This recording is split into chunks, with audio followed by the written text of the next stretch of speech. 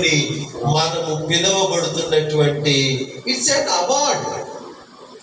We are awarded as Christians on basis of our behavior.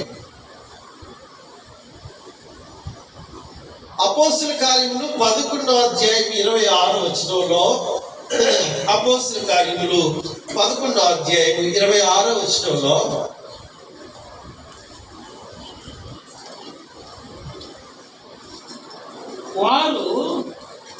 వారు కలిసి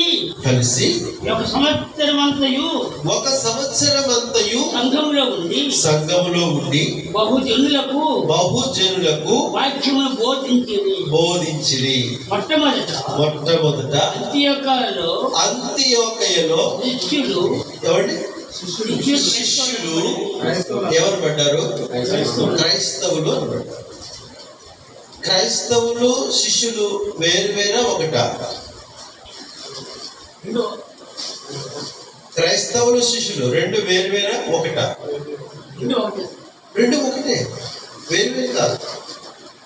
శిష్యులే క్రైస్తవులు అనబడ్డారు. అంటే యేసుక్రీస్తుని వెంబడిస్తున్నటువంటి వారికి ఇవ్వబడినటువంటి పేరది, ఇవ్వబడినటువంటి పేరది క్రైస్తవులు అనేది.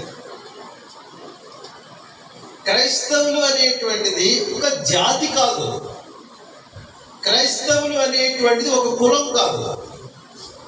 క్రైస్తవులు అనేటువంటిది అదేదో ఒక కేటగిరీ కాదు. అది వారి ప్రవర్తనను బట్టి, వారి జీవన విధానాన్ని బట్టి దేవుడు వారికి ఇచ్చినటువంటి ఒక బిరుదది, అంతే.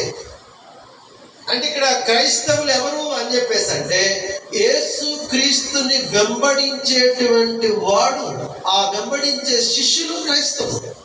ఈ రెండు వేరు వేరు కాదు. సో కాబట్టి క్రైస్తవులము అనేటువంటిది దేన్ని బట్టి మనం పిలువబడాలి అంటే ప్రవర్తనను బట్టి పిలువబడాలి. ప్రవర్తనను బట్టి మనం క్రైస్తవులం కాగలము, కానీ బాప్తిసం తీసుకొనుటను బట్టి మనం క్రైస్తవులము కాదు. క్రీస్తుని వెంబడించే విధానాన్ని బట్టి మనం క్రైస్తవులము కాగలము, కానీ బాప్తిసం తీసుకొనుటను బట్టి క్రైస్తవులు కాదు. క్రైస్తవులు తెలంగాణ, ఆంధ్ర ఆ ఏరియాలో చూడండి, ఎవరైనా సరే ఒక సర్టిఫికేట్ తీసుకుంటే వాడు క్రైస్తవుడే. Just certificate is a paper, అంతే కదా.